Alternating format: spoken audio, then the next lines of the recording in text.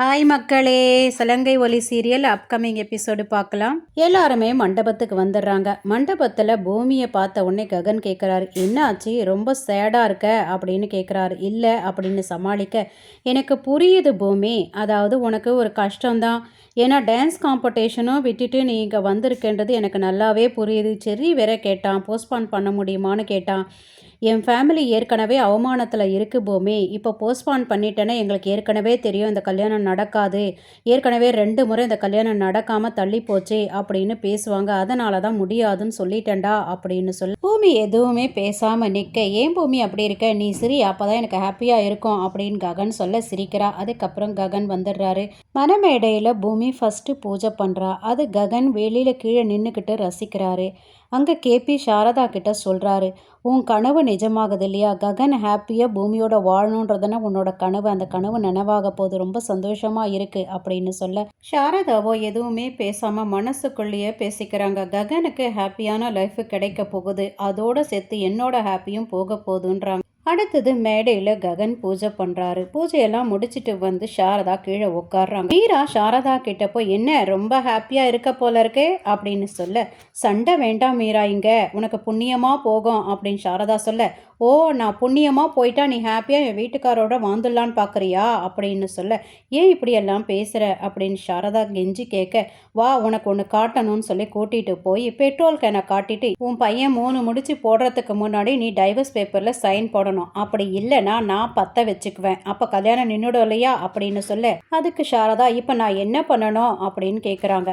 பேப்பரை கொடுத்து இதில் சைன் போடு, அதுக்கு முன்னாடி நீ போய் அவரை கூட்டிகிட்டு வந்து என் முன்னாடி அவரை சைன் போட வெயி அப்படின்னு சொல்ல சாரதா போய் கேபியை கூட்டிகிட்டு வராங்க. கேபி மீராவை பார்த்தோன்னே, என்ன மீரா நீ இங்கே இருக்க அப்படின்னு கேட்குறாரு.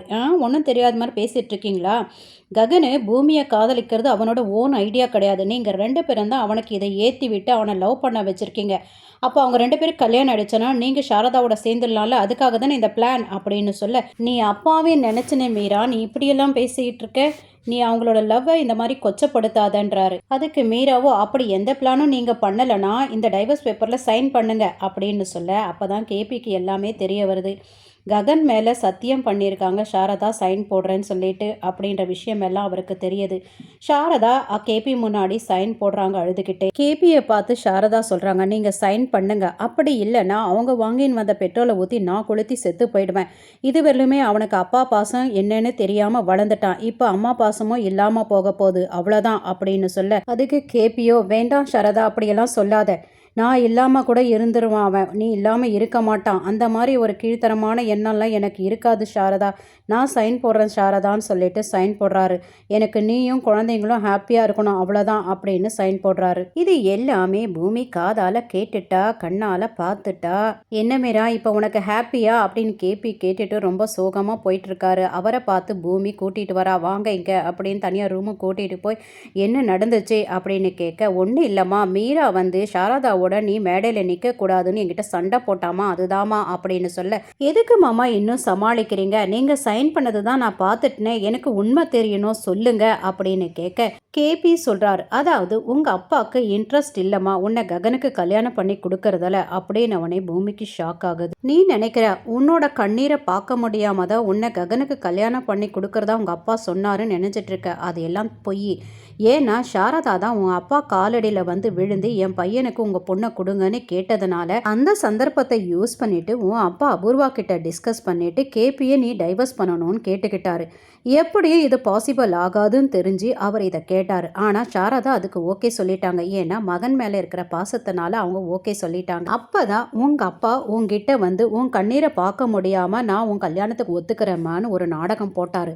ஆனால் கிடைக்கிற ஒவ்வொரு சந்தர்ப்பத்திலையும் அதை தடுக்கிறதுக்காக அவர் முயற்சி பண்ணிக்கிட்டே இருந்தார். அதில் ஒரு முயற்சி தான் ட்ரக் கேஸு. அதில் நிரபராதி அப்படின்னு சொல்லி அபூர்வாவை வெளியில் கொண்டு வந்துட்டார். அடுத்தது டான்ஸா இல்லை மேரேஜான்னு வரும்போது அவர் டான்ஸுக்கு தான் சப்போர்ட் பண்ணார் இல்லையா அப்படின்னு கேட்குறாரு. கழுத்தில் தாலி விழற வரையிலுமே அவர் முயற்சி பண்ணிக்கிட்டே தாம்மா இருப்பார். பூமி நீ இதெல்லாம் தெரிஞ்சு நீ கவலைப்படாதம்மா, உன் ஆசைக்காக நாங்கள் பிரிஞ்சிட்டோம், எங்கள் ஆசைக்காக நீங்கள் 2 பேரும் கல்யாணம் பண்ணிக்கணும், காட் பிளஸ் யூன்னு சொல்லிட்டு போகிறாரு. மீரா ஹாப்பியோட அந்த பேப்பர்ஸ் எடுத்துகிட்டு வந்து அபூர்வா கிட்ட கொடுத்து சொல்கிறா, நான் சைன் வாங்கிட்டேன் அண்ணி அப்படின்னு.